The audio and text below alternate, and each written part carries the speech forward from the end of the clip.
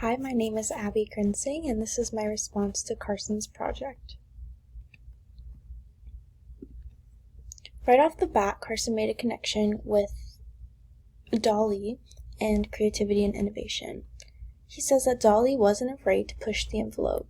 This is definitely true because Dolly never stopped thinking outside of the box, and he wasn't afraid to be different and have different ideas and show them on his artwork.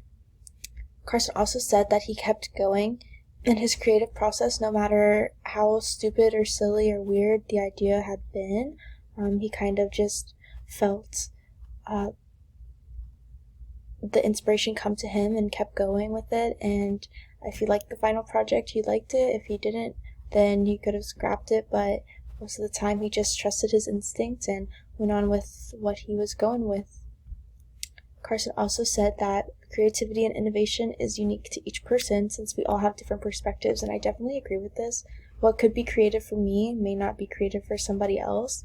I know that I think of myself as a creative person, but there's definitely a lot more people out there that are more creative than I am, so knowing that we all kind of have different perspective in innovation and creativity is really important. So I think that was a great point that Carson made. For creativity and innovation and entrepreneurship, Carson mentioned the fact that some things will never be perfect, which is definitely true, and I feel like entrepreneurs oftentimes are hard on themselves and try to perfect their craft, but like Dolly said, like Carson said, you can never strive to be perfect because that's impossible. Creativity generates new ideas, and entrepreneurship monetizes those ideas. And in order to be successful, entrepreneurs need to know how to use their creativity and innovation in order to monetize those ideas and achieve in whatever industry they choose to go into. And I think that's a great point and a good way to put it.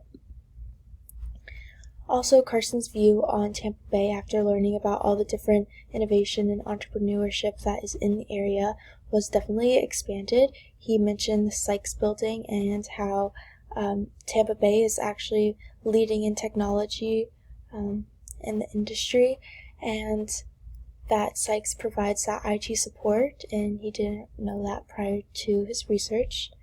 And he also found out that Outback, which is part of Bloomin' Brands, is headquartered in Tampa, and they're just home to different unique restaurants like Outback and Bonefish Grill and restaurants like that. So I think you did really great, Carson. Thanks for listening.